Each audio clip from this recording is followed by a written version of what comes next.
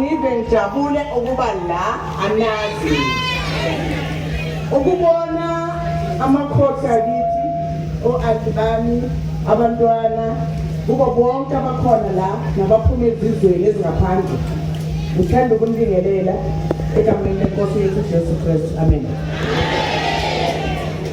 Ngithi ngilapha ngoba ngiyaziqhenya ngokuba umuntu omnyama. Ngilapha ngoba ngiziqhenya futhi nangamasiko ethu. Ngize lapha bengidlula ngendlela ngibizwe umngani. Kodwa ngazithola sengila umntwana enkosi. Ngazithola sengila ngathi ukuba lapha kimi akulona iphutha. Kusho ukuthi inkosi beyifuna ngibe khona. Okunye nokunye kwesibaya angeke ngimtshele konke. Ngizoyiphetha khona la inkulumo yami. Ngoba mangangitshela yonke ngeke ngisasibukele isibaya.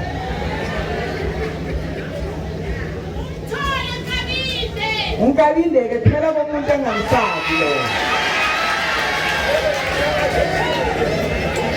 Bengithumele nomehlo mamba ngathi akangifunela yena. Kodwa-ke uyageja naye. Kusho ukuthi kufuna ngizifunele mina mathupha. Njengoba nazi abanye la ukuthi mina ngenzani. Ngithume ngani? Ngithume ngokuzibulalela abantu. Ikakhulukazi abahlukumeza umndeni wami. Njengoba sengila eSwatini nje, abazohlukumeza amaswati ngizobe ngiphezu kwabo. Yini loyo? Umkabayi kaJama. Ngithanda ngibonga omama, abantwana, wonke amakhosi akithi alapha. Angifuni ngize ngikhulume izinto ezibhedayo ngoba ngisiphethe nesibhamu. Isibhamu asiphathwa endaweni efana nale.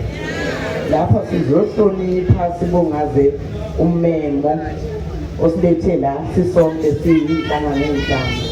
Ngithanda ukubonga kakhulu. Ngiyabonga.